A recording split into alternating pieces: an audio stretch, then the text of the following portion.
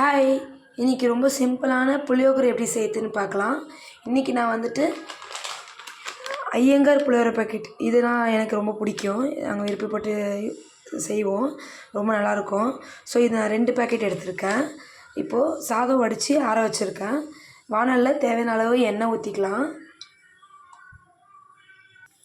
எண்ணெய் காஞ்சோடனே கடுகு போட்டுக்கலாம். கடுகு பொரியட்டும். கடுகு பொரிய ஆரம்பித்தோடனே நான் கொஞ்சம் கடலைப்பருப்பு உளுத்தம்பருப்பு சேர்த்துருக்கேன். இது நல்லா பொரிஞ்சோடனே கொஞ்சம் கடலைக்கொட்டை சேர்த்துக்கலாம். பேக்கெட்டில் எல்லாமே இருக்கும், ஆனால் இது கூட இதெல்லாம் சேர்த்தா தான் இன்னும் கொஞ்சம் நல்லாயிருக்கும். அதுக்காக நான் சேர்த்துக்கிறேன். நீங்கள் வேணும்னா ஸ்கிப் பண்ணிக்கலாம். இப்போ இதெல்லாம் நல்லா பொரிஞ்சு வந்துச்சு. இப்போ நம்ம தேவையான அளவு கடலைக்கொட்டை சேர்த்துக்கலாம். இதை நல்லா வறுத்துக்கலாம்.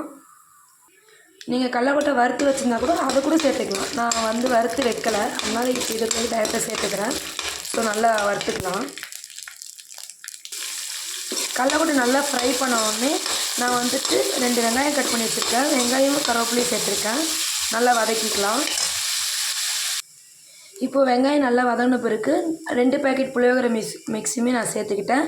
இது கொஞ்சம் நேரம் அப்படியே சாட்டே பண்ணலாம். நல்ல ஒரு ஸ்மெல் வரும்.